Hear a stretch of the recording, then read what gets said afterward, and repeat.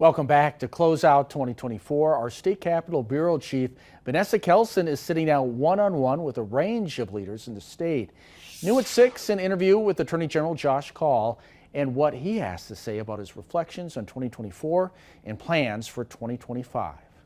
Well, looking back on 2024, what are some of the key moments that stick out in your mind for this year?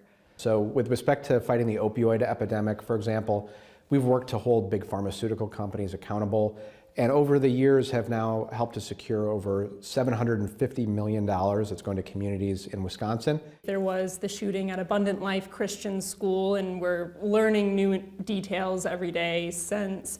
Most recently, we learned that the gun used in the shooting was obtained legally originally. What does that mean for this case?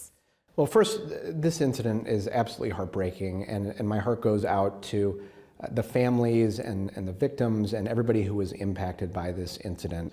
But we've got to work to prevent incidents like this from happening, and there's a lot that we can do.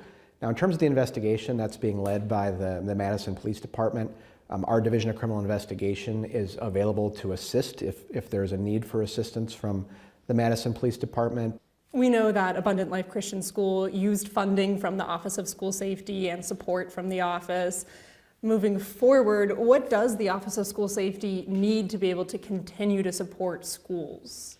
Well, it's important to note our Office of School Safety has done a number of things that help make schools in Wisconsin safer. They have a 24/7 tip line that anybody can contact with concerns about a threat to safety at a school.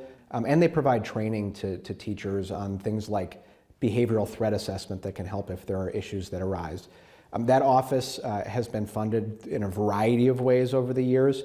There recently was legislation passed that continues funding through the end of September next year. But at that point, the funding will run out for that office. And so including in the budget full funding for that office so that it can remain in place for the long term and continue helping to make our schools safer is critical.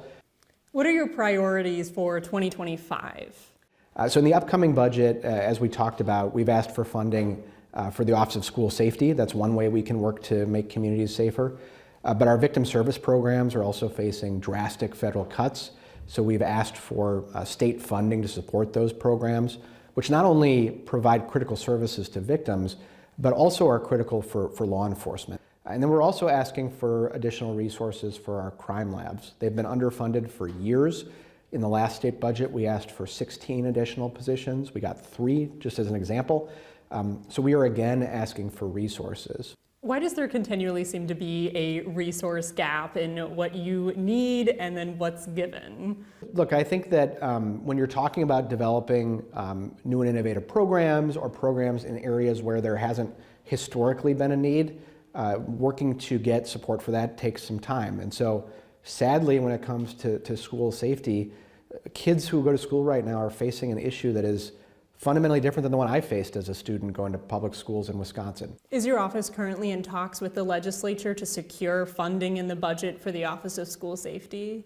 Yes, we've had ongoing conversations with some of the legislators who've made this issue a focus. And so I'm hopeful that the legislators will follow up on that by providing long-term permanent support for that office. Speak with state